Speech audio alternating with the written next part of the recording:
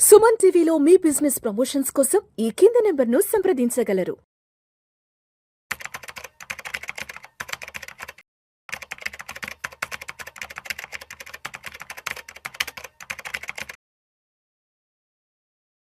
చక్రధర్ గారు నమస్తే సార్. నమస్తే అండి. సార్ చక్రధర్ గారు, గతంలో మనం బంగారం వెండి ధరల గురించి మాట్లాడుకునేటప్పుడు ఫస్ట్ బంగారం ధరల గురించి మాట్లాడుకుని ఆ తర్వాత ఎంతో కొంత వెండి ధరల గురించి మాట్లాడుకునే వాళ్ళం.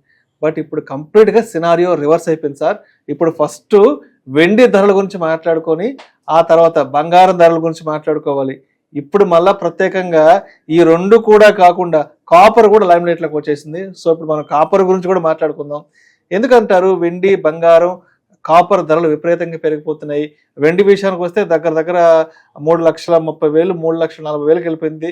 ఇంకా త్వరలో 4 లక్షలకు కూడా రాబోతుందంటూ కూడా నిపుణులు చెప్తున్నారు. అదేవిధంగా బంగారం 24 క్యారెట్ల విషయానికి వస్తే అది కూడా 1,60,000 రూపాయలకి వెళ్ళిపోవడం జరిగింది.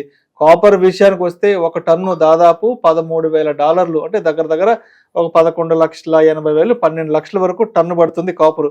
ఎందుకంటారు ఈ మెటల్స్ కి సంబంధించి, ఈ కమాడిటీస్ కి సంబంధించి ఇంత పెద్ద ర్యాలీ అనేది స్టార్ట్ అయింది గత సంవత్సర కాలంగా? ఇది యాక్చువల్గా ఎలా అంటే ట్రేడింగ్ యాక్చువల్గా ఏంటంటే మనకి స్టాక్ మార్కెట్ ట్రేడింగ్లో వచ్చేసి స్టాక్స్ మీద ట్రేడింగ్ జరుగుతుంటాయి, అలాగే కమోడిటీస్ మీద ట్రేడింగ్ జరుగుతుంటాయి.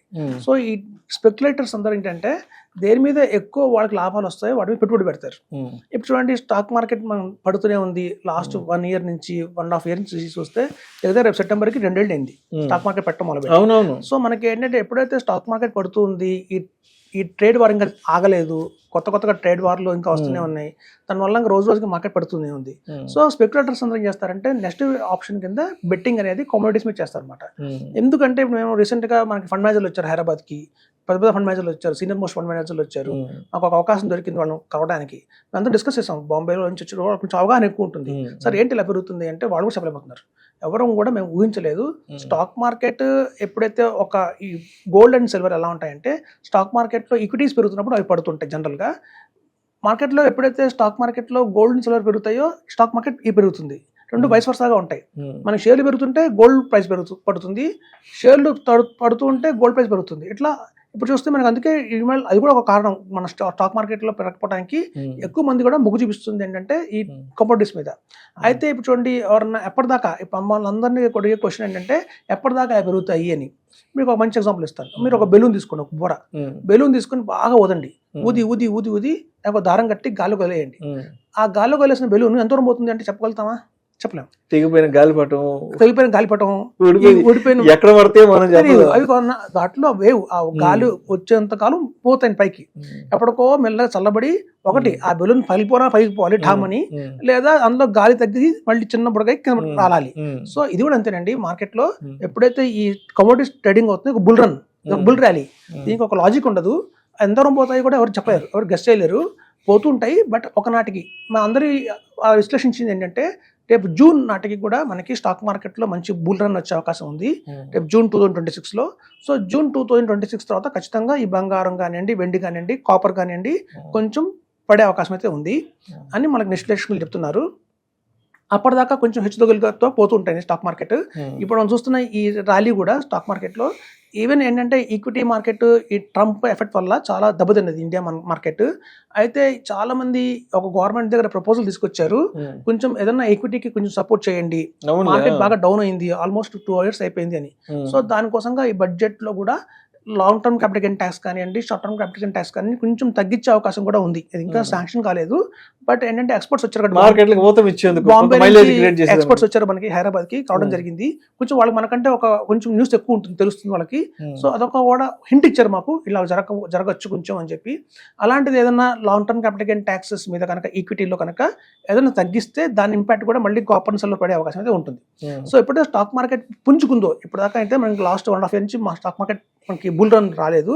ఎప్పుడైతే స్టాక్ మార్కెట్లో ఒక బుల్ రన్ వస్తుందో ఆటోమేటిక్గా ఇవన్నీ కూడా కొంచెం పడతాయండి, గోల్డ్, సిల్వర్, కాపర్. ఇప్పుడు చూడండి, గతంలో చాలా మంది ఏం చేశారంటే ఎప్పుడైతే 2024, 2023 ఆ టైంలో స్టాక్ మార్కెట్ బాగా పెరుగుతున్నప్పుడు మమ్మల్ని కాల్ చేసేవాళ్ళు, సార్ నా దగ్గర బంగారం ఉంది, ఏం పెరగట్లేదు, దాన్ని అమ్మేస్తాం, బంగారం అమ్మేసి ఆ డబ్బుని ఈక్విటీలో పెడతాం అనేవాళ్ళు. అలాగే లోన్ తీసుకుంటాం సార్, మేము పర్సనల్ లోన్ తీసుకుంటాం, పర్సనల్ లోన్ తీసుకొని ఆ అమౌంట్ ని ఈక్విటీలో పెడతాం అనేవాళ్ళు. సో అదేంటంటే ఒక సాచురేషన్ ఒక పాయింట్ వెళ్ళి దాటిపోయిన తర్వాత ఇట్లాంటి ఆలోచనలు వస్తాయి అందరికీ.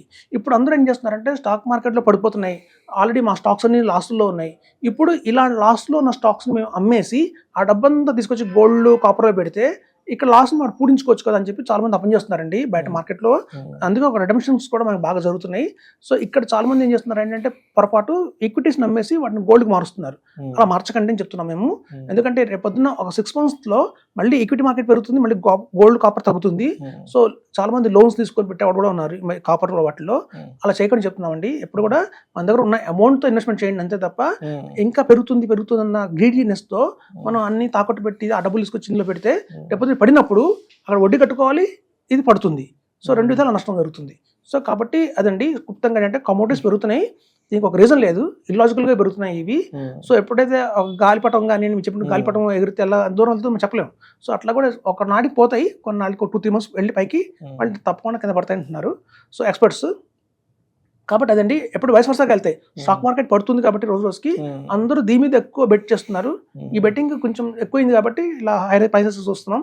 ఫస్ట్ అందరూ గోల్డ్ కొంటారండి.